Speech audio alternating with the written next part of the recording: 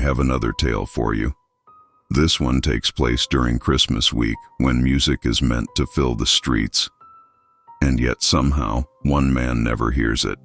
Now, before I begin telling the story, how about you hit that subscribe button and hit that notification bell?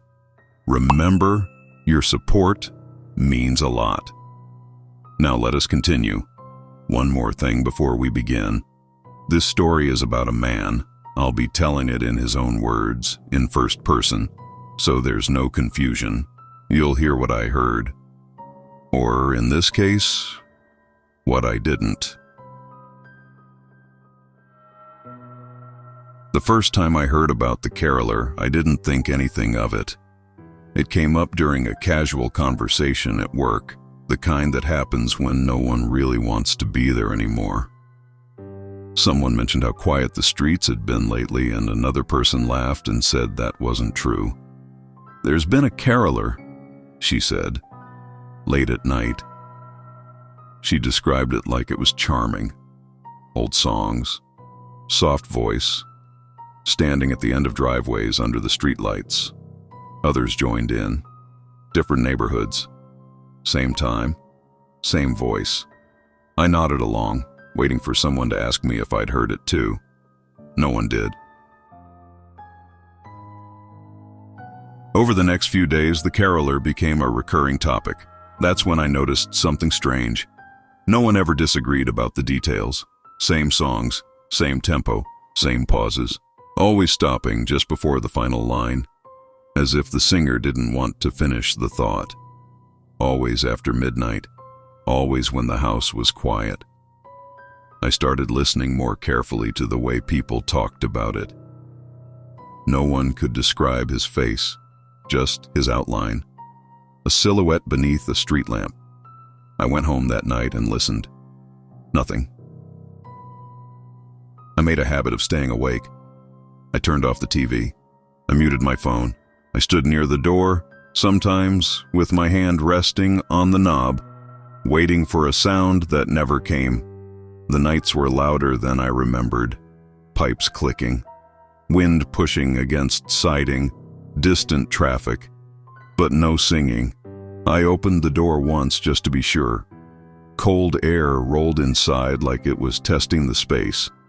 Still nothing. On the fourth night, the house at the end of the street went quiet. Not dark, quiet. Its Christmas lights stayed on. The porch light still glowed. But no movement, no sound, no car in the driveway. Police came in the morning, no sirens, no urgency. By afternoon, the house was sealed. Someone mentioned, very casually, that the caroler had sung there the night before. I realized then that no one ever talked about what happened after the singing. More houses followed. One by one, they stopped responding. No decorations replaced. No lights changed. Curtains drawn and never moved again. People still lived there. I knew that because the lights stayed on. When I asked my neighbor if she thought it was strange, she just smiled tiredly and said, "At least they heard him." That night, she didn't decorate her house. By the seventh night, my house stood out.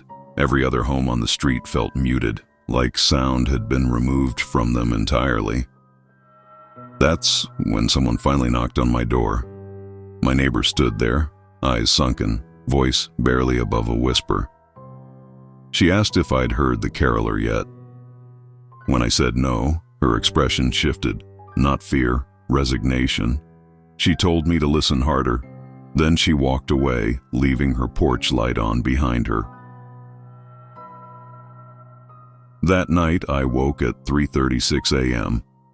The air felt wrong, pressed flat, like sound itself had been pinned in place. I looked outside and saw footprints in the frost. They stopped at the base of my porch steps. They did not turn away. That's when it hit me. The caroler wasn't avoiding me. He was waiting. I didn't hear the caroler arrive. There was no knock, no footsteps, No sound at all. I woke up because the house felt different. Not louder, not quieter, heavier. The air pressed against my chest as if it had weight now, as if the space inside my home had grown smaller while I slept. I sat up in bed and listened, holding my breath without realizing it. That's when I felt it. A vibration. Low, gentle, almost comforting. It wasn't coming from outside. It was inside the walls. Not words. Not yet. Just a humming, slow and steady, traveling through the structure of the house itself. The sound moved the way warmth moves through pipes in winter. Patient. Intentional. I stepped into the hallway.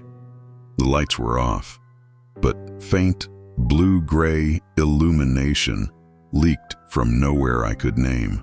The walls felt longer than they should have been. Decorations I'd put up days earlier looked untouched, frozen in place, like they had been waiting for this moment. The humming stopped. The silence that followed felt expectant, like the song was waiting for me to notice it.